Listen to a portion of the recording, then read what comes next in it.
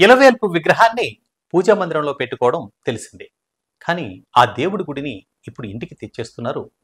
Miniature temples పేరుతో బంగారు, వెండి మెరుపులు అద్దుతూ ఆలయ శిఖరం మొదలు గర్భగుడిలోని స్వామి సుందర రూపం వరకు అందమైన నక్షీలతో మనోహరంగా చిక్కుతున్నారు. అచ్చమైన దేవాలయాలను తలపిస్తున్న వీటితో పూజ గదికి కొత్త కళ వస్తోంది.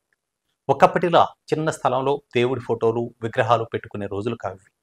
ఇంటీరియర్లో ప్రతిదీ ముఖ్యమే అంటూ ఇంట్లో దేవుడి గదిని ప్రత్యేకంగా తీర్చిదిద్దుకుంటున్నారు. అభిరుచులకు తగ్గట్లు ఆర్టును జత చేస్తూ పూజా మందిరానికి సరికొత్త సొగసులు అద్దుతున్నారు. అంతేనా, మరికొందరు దేవుడి గదిలో ఉంచే తమ ఆరాధ్య దైవాల చిత్రపటాలు, విగ్రహాలు, పూజా సామగ్రి మీద ఎంతో శ్రద్ధ పెడుతున్నారు.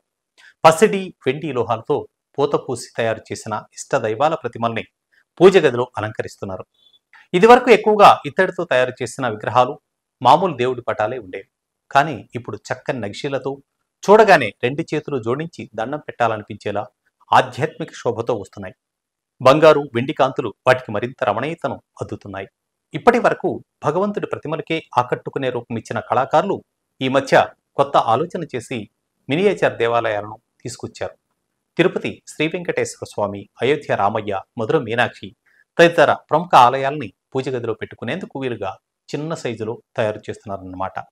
నమూనా అంటే కేవలం పైపైన గుడి రూపం మాత్రమే ఉందనుకోకండి. అల్లంత దూరం నుంచి కనువిందు చేసి ఆలయ గోపురం నుంచి స్తంభాలు, మెట్లు, మూల విరాట్ విగ్రహం వరకు గుడి విశిష్టతలన్నీ కనిపిస్తాయి వీటిల్లో. ఒక్క మాటలో చెప్పాలంటే అసలైన ఆలయాలంత అద్భుతమైన చిక్కుళ్లతో సాక్షాత్కరిస్తాయి. కావాలంటే మనకు నచ్చినట్టు కోరిన దైవంతో కొలువైన కోవెల నమూనాల్ని చేసుకోవచ్చు. ప్రముఖ జ్యువెలరీ దుకాణాలెన్నో ఆ వెసులుబాటును కల్పిస్తున్నాయి. అచ్చంగా వెండితో లేదంటే బంగారు పూత పోసి కనువిందు చేసే శిల్పకళా నైపుణ్యంతో తయారు చేస్తున్నారు. పూజా మందిరంలో దేవుళ్ల పటాల మధ్య ప్రత్యేకంగా ఒక్క ఆలయ నమూనాను పెడితే సరి.